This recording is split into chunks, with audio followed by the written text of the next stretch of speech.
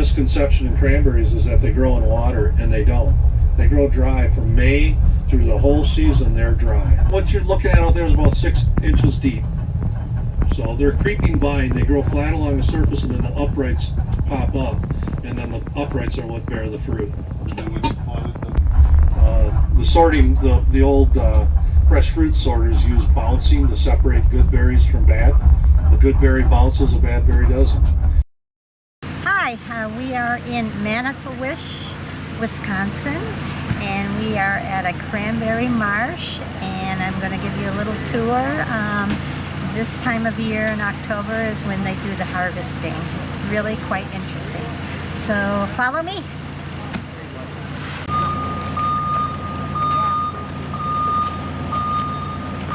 So what is this going to do?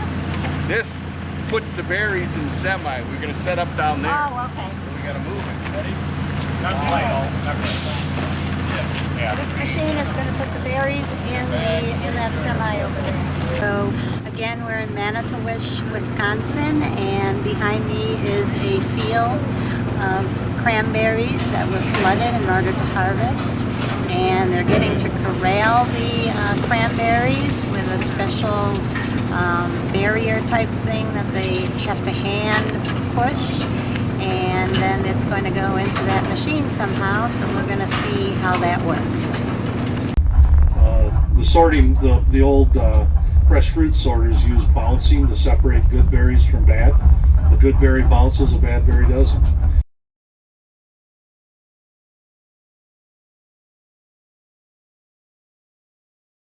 Leaves, cranberries have really tiny leaves.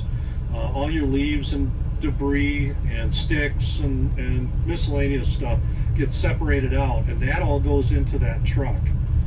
Then it's taken to a common pile. All the growers pool all their trash. We call them trash trucks.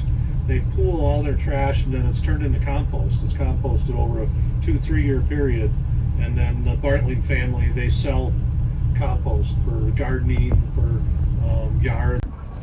2 questions right there at the same time. One was fertilization, and one was how many we harvest. The how many we harvest is the quickest and easiest. So we'll do in the neighborhood of 4 million pounds of cranberries this year. As far as fertilizer, I always compare it to corn and soybeans because it's the 2 most common crops grown. And they'll use between 150 to 175, depending on the variety, pounds of nitrogen a year, or units of nitrogen. Cranberries use about 40, so very low input on fertilizer. Cranberries will overgrow themselves if you give them too much fertilizer. You'll see a little machine here on the left, and that was built in the 1940s. It's a dry picker. It's got a comb on the front of it. It actually combs the vines, and that's what we use for all our fresh fruit here at Vilas. The cranberries will go in here.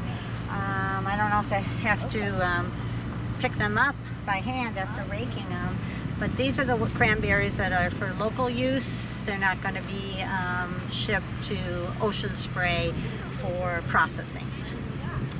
It is pumped in from one of the lakes nearby, and it's also pumped out, so it's recirculated, and the water that comes in is not as clean, but once it goes through the cranberry field, it kind of gets nice and clean.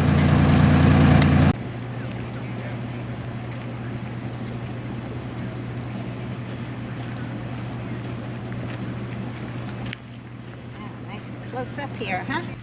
Okay, over here is a cranberry field that has not been harvested yet.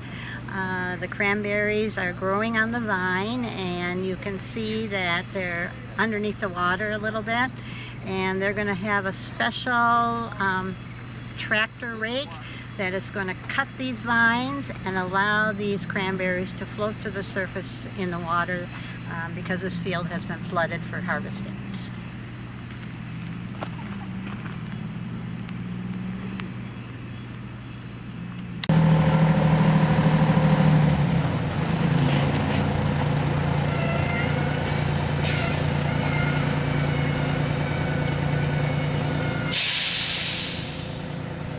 For winter protection after the harvest, as it gets closer to having freezes, sometime in November or December, they will flood these cranberry fields, and the ice that forms on top of the vines will help protect them so that they don't die, and we can have another harvest the following year.